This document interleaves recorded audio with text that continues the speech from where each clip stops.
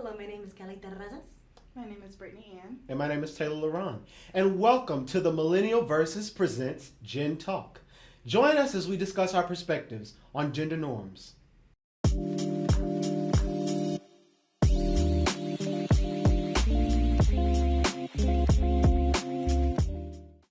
When I was pregnant, like everybody immediately was like, "Oh, do you want a boy? Do you want a girl?" But obviously, like, yes, I did want a girl because I have such a good relationship with my mom. My mom is my best friend, and I'm selfish and I want that with, my own daughter. But really, I just wanted my baby to be healthy, boy or girl. And then when I had my gender reveal, everybody was like, "Oh, you're going to dress her up, you're going to put her in bows." Like, yes, the Southern standard for a little girl is to have bows, like, that reach to the sky. And did I want that? Kind of. Does my baby let me do that? No, she does not. And I think it's just, there's a lot of pressure in, like, girl clothes. There's so many girl clothes. So many. You walk into, like, TJ Maxx or something, there's, like, aisles and aisles of pink and fluff and flowers. But little boys, there's, like, maybe, like, one or two rows. And I just think that's something that needs to be addressed. And, the boy mom, girl mom thing. Apparently, we're two different. We can't just be a mom. Two different teams. Yeah, two different teams. Like, the boys, they're going to go into sports. The girls are going to go into dancing. No, that's not, my girl's going to do whatever she wants to do. Mm-hmm. Yeah. I'm a nanny, and it's very interesting for me to be able to experience how other people parent, because I'm so used to, I'm a second generation American. Mm-hmm. My mom's Latina. Latinas are very known for being strict, and both of my parents were Marines. Yeah. Oh, yeah. Yeah, I'm the only daughter, youngest child. My dad was a scout sniper. Mm-hmm. So it was very, you don't have feelings, you do this. It was a very strict upbringing. Mm-hmm. And then I worked for these two doctors, and they are just so comfortable with letting their kids do whatever makes them comfortable. Mm-hmm. It was very different when I first started. The middle boy, Christopher, was 2, and he used to love dressing up in his sister's, like, princess dresses, like, with the tulle and the sparkles, and he was going to some, like, gym class, and I was like, okay, well, we need to change, and he was like, no, I don't want to, and I was, like, looking at the mom, like, what do I do? And she was like, if that's what he wants to wear, that's what he can wear, who cares? Yeah. Yeah. She was like, that makes him happy. I'm not going to fight a toddler. Yeah. If he wants to wear that, he can wear that.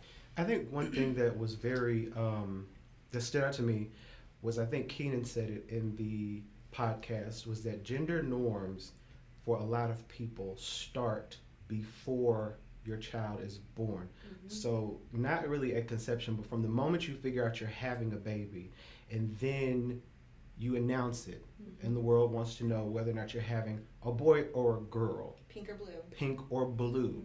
There we go. Pink or blue. Some parents, they want the neutral colors in the nursery, but it starts from the nursery. It starts from what are you going to buy. It starts from when you get your gender announcement and things like that. And I have a very funny story. When my mom, when they found out they were having me, they found out that they thought they were having a girl. Mm-hmm.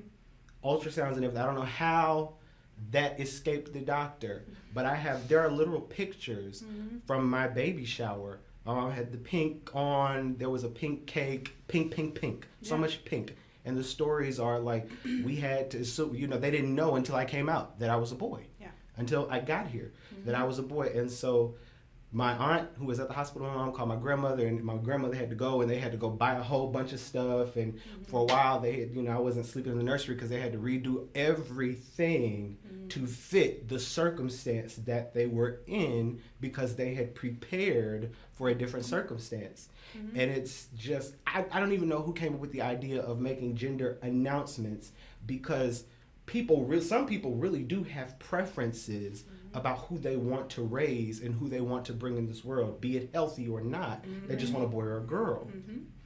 And so the point that I'm making is, if some people could forego a gender announcement and just be okay with having a baby, just be okay with bringing life into this world, and cut that part before they impose gender norms or societal norms or just mores and thoughts on somebody before they get here, before they even get to know who that person is when they get here. Yep. You know, it could be a whole different thing. That could be one way that I don't know, we as society could eradicate that imposition that could hurt or harm your child. Because the thing is, you know, children get here, and then their parents continue to impose certain ideas and thoughts. Boys don't dance; they play football. Yep. You know, girls don't play basketball; they do home ec. Yeah. They, you know, you should be learning how to cook and do laundry. You should be learning how to cut grass and garden. You know, instead of, I don't know, just let people be people. But there is also such a stigma that like boys are easier. False. To raise. Yes, to raise. To raise. Well, I mean, Mm. but the thing is that I kind of understand that, but that's not in general. That's for me. Like I grew up mainly with my dad and my brother and doing outside tomboyish things. I mean, I don't typically, I can dress like a girl when necessary, but I don't necessarily fit a lot of the gender norms for women. I like to shoot. I like to fight. I smoke cigars. I am not particularly dainty.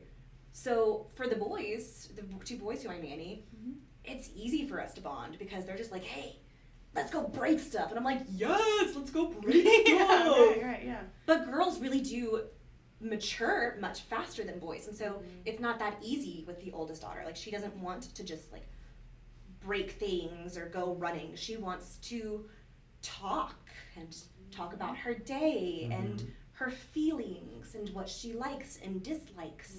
And I could see how that could very much be easier for people who are more in touch with their emotions, but that is not me. And so that's something that I have had to work on to bond with her, is work on being more open and just comfortable just laying on the floor talking for hours. And that's not, doesn't mean that she is more difficult objectively. It's just that was an issue of mine that I have to work on to be a better parent-like figure to her. Yeah. I'm sorry. I was just gonna make a comment. Like, babies. This is gonna sound awful the way I say this, but babies are basically clay. Like you can shape and mold them any way you want to. You know. So to a degree. To a degree, and to a certain age. You know, and I think that that's the issue when it comes to, you know, gender norms. I was told when I was little, because I was the little rambunctious girl. I was the girl that wanted to go play outside, and my curls would get messed up. And my grandmother told me, she's like, little girls don't do that. Little girls aren't loud. Little girls sit there. Little girls cross their legs. Right as I did it. Little girls don't shout. Little girls don't get mad. Little girls have to be quiet. It just little things like that. So my daughter is none of those things, and if she wants to be those things, cool. Right. But I'm gonna allow her to be her own person. So 2 points. two points. I have 2 points. So circling back to what you said in the beginning, when you were like, boys are easier to raise than girls, would you, and you don't have to agree with me, you have your own opinion just as I do. I think the idea of boys being easier to raise than girls is because society doesn't put eyes on boys as much as they do girls. Right, there's much more pressure. There's much more pressure on girls. There's much more attention on them. There are many more ideas of who they should be, how they should be, as clothes, the toys they should play with, the sports they should the variety is large, but the scope is narrow. Yeah. The variety of things that young girls and women have not really access to, but things that are not really available either. But you get what I'm saying. Yeah. You know, and but the scope, in ethnic families. but the scope is narrow. But the scope is narrow of who they should be, and the variety is narrow for boys, as for clothing, toys, things like that, and possibilities. But the scope is broad of who the world tells us as young men who we can be at some point. Yeah.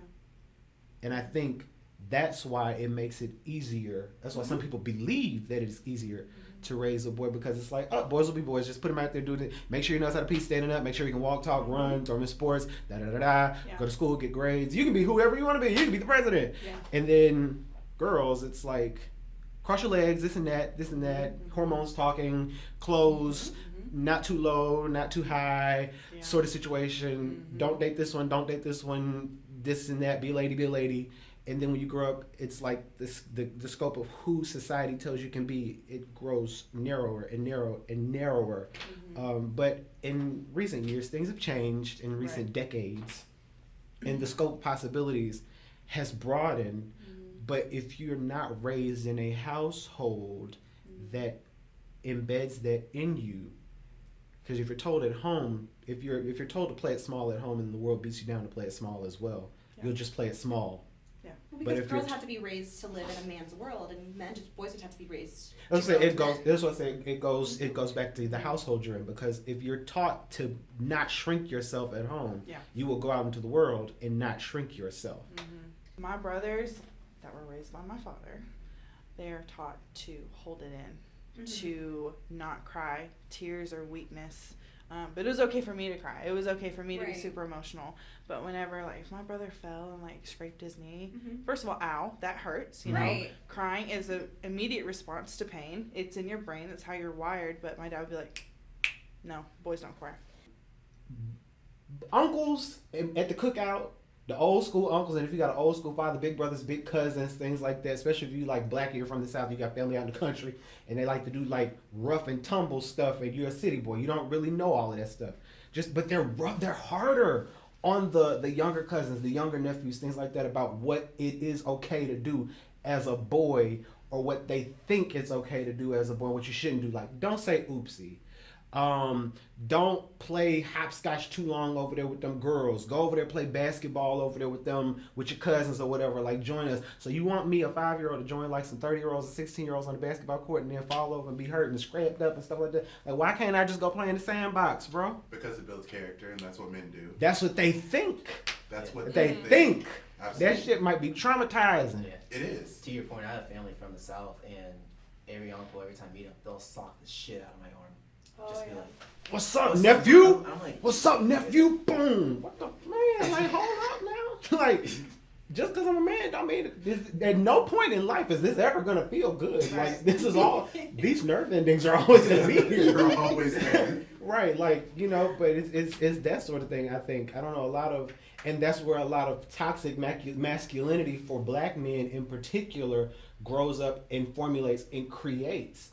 And I'm only speaking from my cultural perspective, because that is also what I've seen and what I've experienced is black men have a lot of toxic masculinity and thoughts when it comes down to what gender norms are. But it starts when they're younger and you have situations like that. It starts at the oopsie versus oops for some people. And that's all I have to say. See, and in Latina culture, they're harder on the females. Like, I should know how to cook and clean and take care of my brother, and he can do absolutely no wrong. The entire house could be a disaster, and if people are coming over, it has to be absolutely spotless, like no one has ever lived there. And that is on me, because I am the female, and so I have to do this. And my brother could play video games. He didn't even have to come out and talk to people, or I had to like play host, because he was the boy.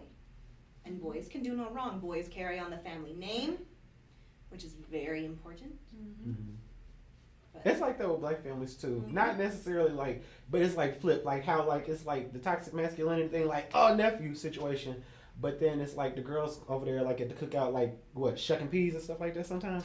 Like for real, shelling peas and stuff Yeah. like that. Like it's that sort of thing. But I think in certain cultures, like the extremes, it goes from one extreme to the next as you go from different cultures. But I get what you're saying. Like, ooh, it's tough.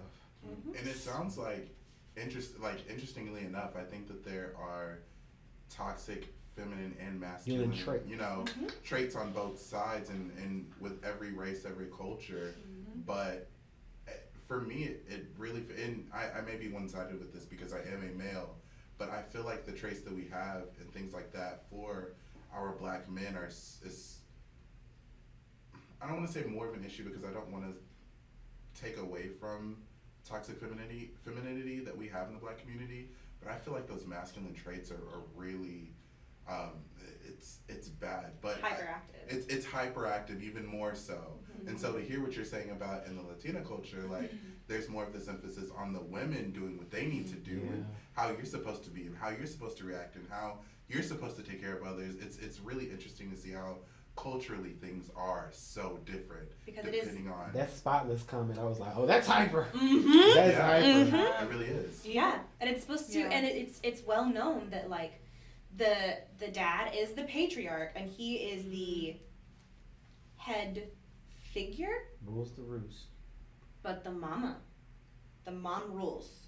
Mom's word is gospel. Dad will look like the head figure and outwardly to everyone it should appear that dad is the head figure, but everyone knows mama is gospel. So circling back to media, movies, TV, how did they, impress on our little child brains? Disney. I'm hitting that nail on the head. Disney princesses were taught to be pretty. They were taught to throw themselves on the bed when something bad happens and just cry, They were always the damsel in distress. I really don't think that broke until, which came out first, Frozen or Moana? No, my Princess favorite was and the Frog. Mulan. Yes. You cannot Oh. tell me she was not a bad bitch. But okay, Still so have Mulan was kind of swept underneath the rug because, By white like, people? yeah, but some people. I was gonna say Princess and the Frog. I was gonna say Princess and the Frog.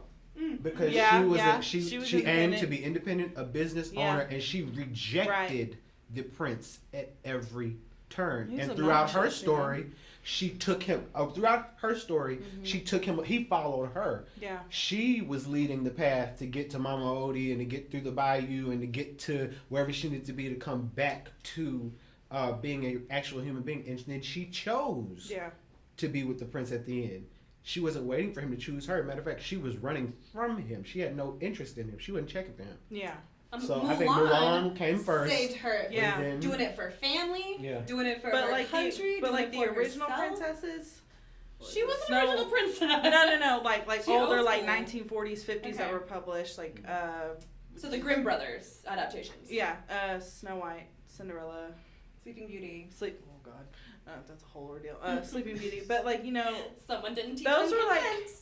cause I was born in '95, so like all of the our princesses like Mulan, Ariel, Belle, I didn't get to watch those until I was a little bit older, but my grandma, she loved like Cinderella, and Snow White, so that I would watch those. So in my mind, it was just like, oh, a man's supposed to save me. I think you're absolutely right. Mm-hmm.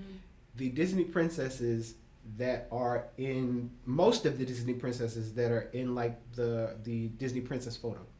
When you think about Snow White, Cinderella, Sleeping Beauty, Ariel, who am I missing anybody? Belle. Belle, Beauty, not really Belle. Not really Belle. No, because No, not really Belle. not really Belle. Those four are the four that get pushed. But those are the four that who wait for a man or make choices for a man or are rescued and need to be. Their circumstances are only solved in the end by being rescued by Prince Charming. Right. Yes. Like, have you guys seen Wreck-It Ralph 2? Where the Love that little movie. princess I love goes that in and movie. meets all of the old princesses, and she's like, I'm a princess, and they're like, why were you poisoned? Were you drugged? Were you stolen? And she's like, are you guys okay? Like, They also said something. Does everybody think that you need a man to save them or something? yeah. But that was back then in the 40s, 50s. I think Snow White was in the early 30s. It was starting to be developed. That was just, okay, here's a woman. We're gonna make her pretty. We're gonna put her in a dress, and she's gonna be weak. Mhm. But then Disney is slowly starting to change that, and I think Also with the villain retellings, they've changed that. Like, with Maleficent, because it was true love's kiss that had to wake her up, but the true love wasn't a man; it was familial. that's like with Frozen. Yeah, She Frozen's got- overrated though. They give that too much I hype. did- Like it's fine. I did but not like that movie, but the fact that the princess didn't meet a man, like I think that was the first. That was the first one where the main princess was not romantically involved with anyone. She was just kind of owning herself, and I think that that's really good for the girls who are obsessed with it. For just their running off and throwing a tantrum. yeah, with ice, but it's fine. I think if we're talking about like, well, we're staying with gender norms, but circling it back around to Yes. gender norms. The princesses, the aforementioned princesses, the four that I mentioned, though you have to think about the times that they were written in. Like you said, the 30s, Yeah. the 30s, the 20s, the 40s, those sorts of in that time. Mm-hmm. The enforcement of a woman's place and the idea of how far a woman could go in society and a woman needing a man was very much so a part of, and the history prior to that, up until that point, when you talk about how they're derived from the Grimm brothers and the tellings of those stories, because those were men writing stories about women from the male gaze as well. So when we talk about that and the times that they're set in, it's very indicative of the times they're sitting in, right? And then the next generation of Disney princesses were the Mulans. They were the help me out. It was Mulan, Ariel. Jasmine. Mm-hmm. Ariel falls in the aforementioned princess. She Yeah. kinda I'm does. sorry, Belle. But then you have Belle, you have Jasmine, you Marie. have Mulan. Mulan was a heroine. Belle was a avid reader, Academic. a scholar A scholar. who ended up taking pity on a beastly individual. With a great And then library. she changed his heart. And then Jasmine was a princess. But she who really didn't didn't want to give. be. But she didn't give Yeah, a damn about yeah. it. And then Jasmine was a princess who didn't want to be, but she made her own choices. That's the thing. And so we talk. And so, but that was in the '90s. Right. That was a different time for women. That was. And then soon after were is when we coming- got Tangled. Then Cool. right in the next year you got Tangled. Yeah. You got the redhead girl with the arrow. Brave. Merida. Brave. Then you had Princess Tiana, Mhm. and those were strong princess figures for young women in this generation Yeah. who can lead, Yeah. who can make their own choices, who have power, who reclaim their power, who do not listen to other people telling them that they should shrink Right. and things like that. So to your credit, to Disney's credit for what you mentioned, yes, they have done more, but I think also they're doing. I think what Disney does, or what they have done in the past with those princesses, they've reflected the times of where the gender norms sit. Yeah. They tell these stories about older.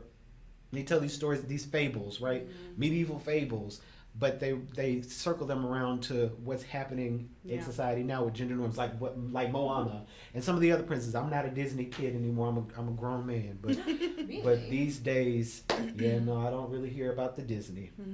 But you know about the Disney. I do because I'm a nanny. But also, I have never been that little girly who's gonna watch princess movies.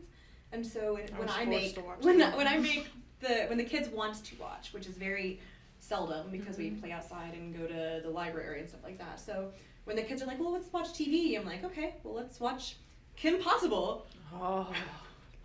Yeah. Okay. Or let's watch Star Wars. Or yeah, Yes. I'm making them little baddie nerds because Yeah. But I also think the things like the shows that the things that you mentioned, like this generation Star Wars, like with Daniel Boyega, is that his name? Last name is Boyega. I don't know his first name, but he has a female count. Doesn't he have a female buddy in that he kind of like fights for the universe with on his side? I don't want to call her a sidekick because I feel like that's diminishing. Okay. But there's a woman. His co-star is a woman, and they fight. Don't they? I haven't seen it. I'm not a Star Wars person, but Kim I've Possible is seen a the nice. early ones. But Kim Possible is a nice person to introduce them to. That's a nice Right. character to Yeah. introduce them to. Yeah. She's the lead. She's strong. She's kicking butt, and the man is Ron doesn't save her. She saves him. She saves him. You know, And he's very comfortable in himself. he's a buffoon. He was like Yeah. one of my favorites is when they were little and they did Halloween and he was like, yeah, the year of the cowboy and the ballerina, and she's the cowboy and he's the ballerina. Yeah. I love it. It's different. It's good Yeah. to introduce kids. But that came about in a time in our generation. It was like 2003 to 2005 or something like that. It's a different generation. It was a different time. It reflected those gender norms. And it's Yeah. and I mean, it might have been ahead of its time too, with the things that we're seeing today with women's rights and civil rights and human rights and things like that. So shows like that are great for children. Oh yeah. Thank you for tuning into this episode. Be sure to follow Millennial Versus on Facebook, Instagram, and TikTok. And don't forget to stream every episode on Spotify, Apple Podcast, and Google Podcast.